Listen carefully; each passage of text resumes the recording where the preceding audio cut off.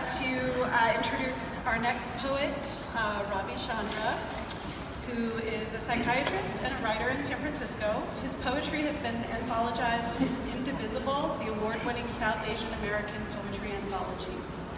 His first book of poetry, A Fox Peeks Out, won honorable mention at the San Francisco Book Festival.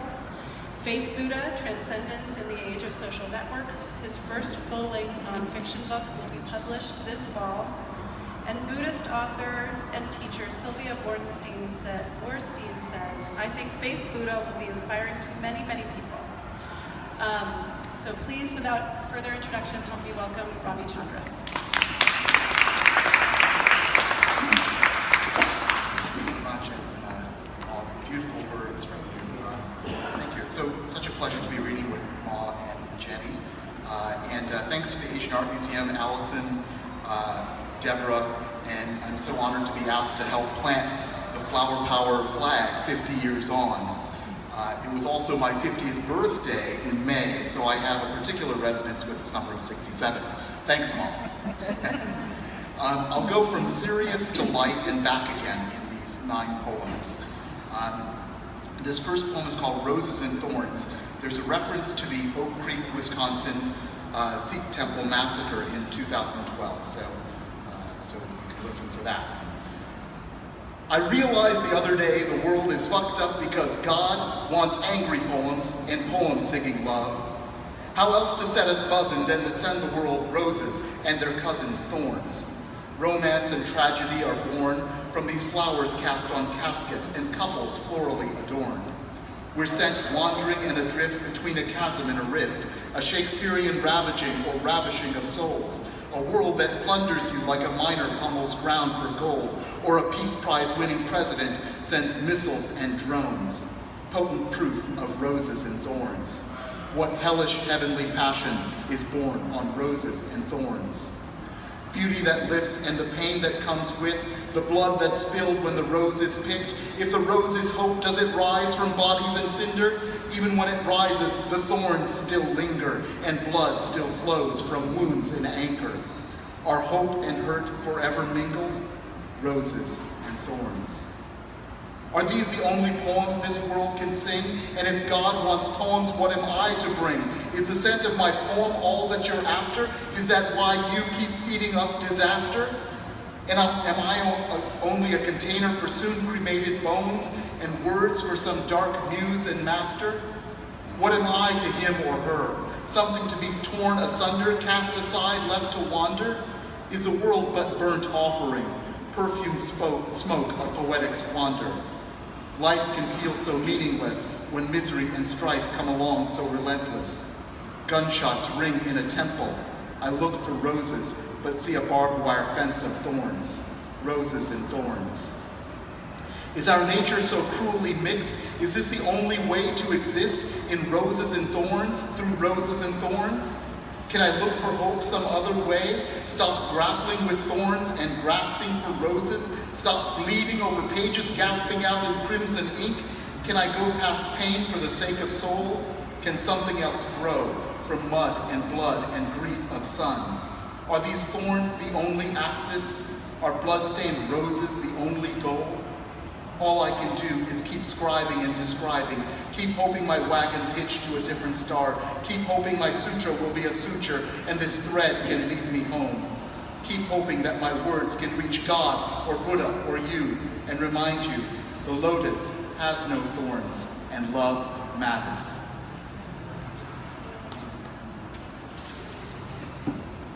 These next few poems were written for a Kearney Street Workshop poetry brunch, and flowers were on the menu, and I took that as a prompt. 3-point instruction for training the mind. When we're told to stop and smell the flowers, is it most important to stop or to smell, or are the flowers our prime demand? I'd say that none is complete without the others, the three a holy trinity, their union a transcendence of time. After all, we don't say, stop and scroll the news feed. A posted pic of roses by any other name would never smell as sweet. We don't say, stop and check your email. That doesn't even count as stopping. It doesn't work to stop and tweet your poses. Your selfies, I'm sorry to say, are more thorns than roses. No, these 5 words are like Moses leading you to a different shore. They pry the clock's grasping hands loose of restless tick-tock flow. Stop and smell the flowers. Notice these beings so unlike you, each one a question from the earth, an answer from the sun. Perhaps not so unlike you after all. Our most important task is to attend our reunion, to stop, smell, and flower. Flower Sutra. This one is about a famous flower event during the Buddha's life, which I was surprised was not displayed on the museum's Flower Power exhibit, so I'll describe it for you. Flower Sutra. The Buddha lifted a flower, looked deep into its heart, and smiled. His eyes met Mahakashyapa's. Mahakashyapa smiled right back. Mahakashyapa knows, the Buddha said, beaming. They say this was the first transmission of Zen, mind to mind, Buddha making Buddha, a drop of stillness that grew into a vast and peaceful sea. They say even the flowers remember that day and will tell you of it if you listen close. To study the flower is to study the self. To study the flower is to forget the self. To forget the self is to forget the flower. Not holding to self, not holding to flower, we rest in no selfness, no flowerness. Everywhere you look is mere conditionedness, contingent, dependent, related, only in union perceived. It is, I think, something like love. No wonder the Buddha smiled. This one is derived from Hinduism. Lotus womb.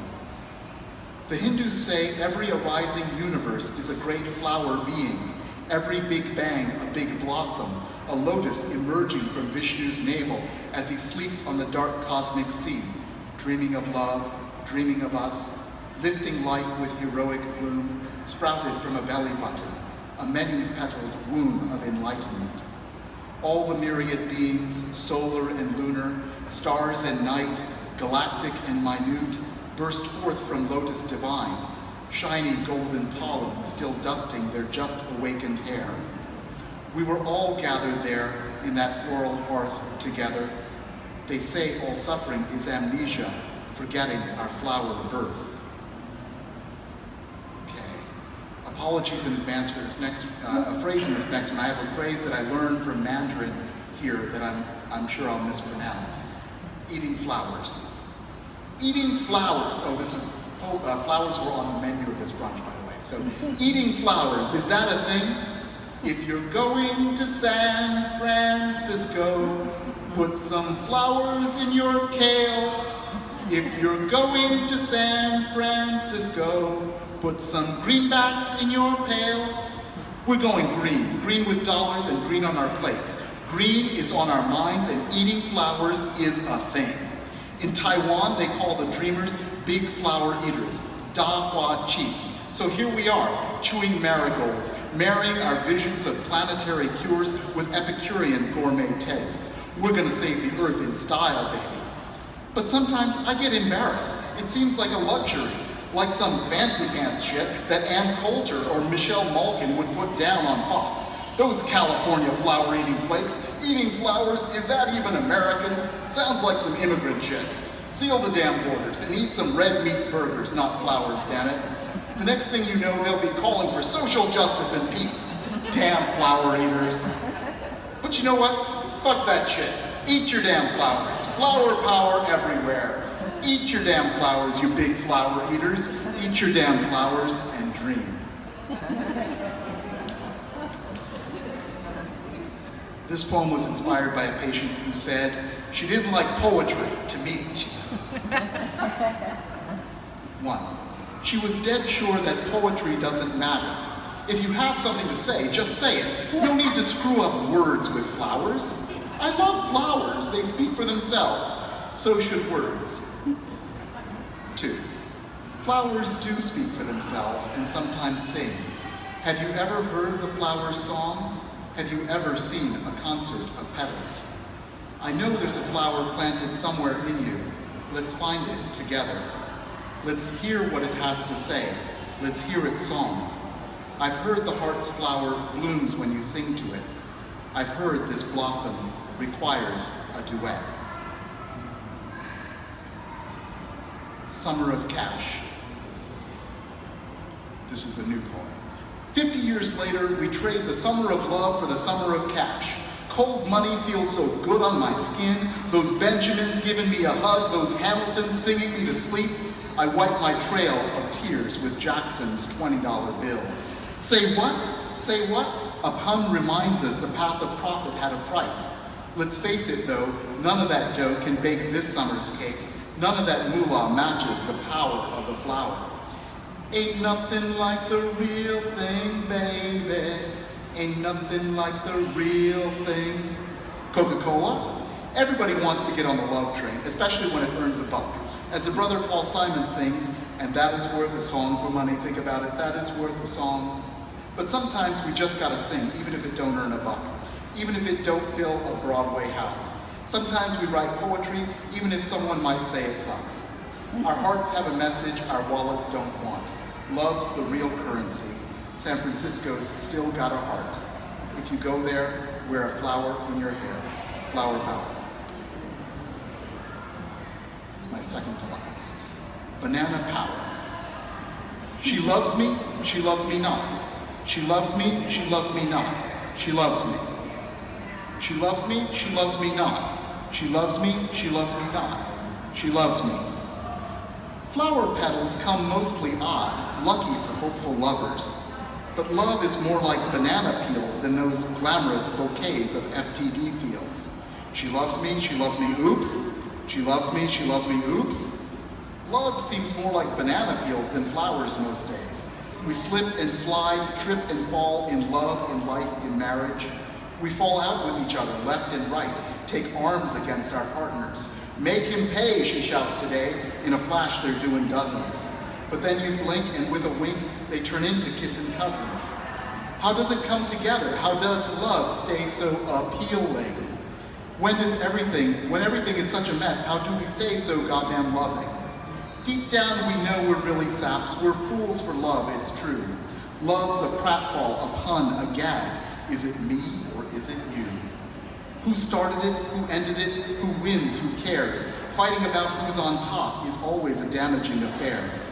Love's this magic soup made up of all our oops, petals and peels and slapstick laughs, ideals and ribs and cosmic gaffes.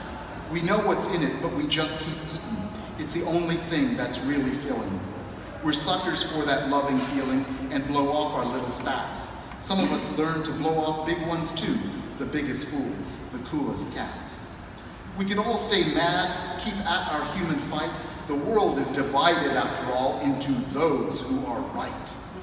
I'd rather go crazy than mad in this Kafkaesque banana peel mess. Sometimes it makes me very sad, but I'm crazy for love, I'll confess. Instructions to the chef. What does flower power mean, anyway? A flower in a soldier's gun? Flowers didn't stop the soldiers marching. A flower handed to a cop? Flowers didn't stop the cop from shooting. A flower in our hair? Flowers didn't stop our minds from breaking over every head crushed at Tiananmen Square. Pearls before swine, flowers before the heart blind. Is flower power just an idle wish? Pied Piper fantasy, marketing trick? We're California dreamers, but what happens to the woke? I've broken my heart too many times, passed out 1,000 flowers, folded my 1,000 cranes. I want my wish.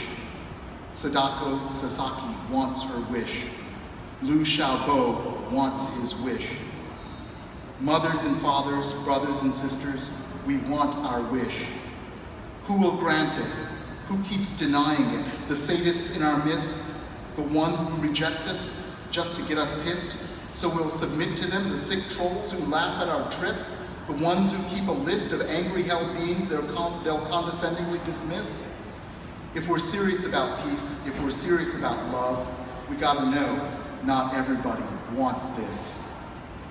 Even some of us pay lip service to flowers and secretly plot revenge and guns. Some of us don't actually believe that people matter, that nonviolence matters, that love really matters. We'll write poems of love, then turn our backs on it when it knocks on our door. Why don't we have flower power yet? The bouquets have been delivered time and again. We just write return to a sender and go back to our plan. Love doesn't feel right to us, it's a no man's land.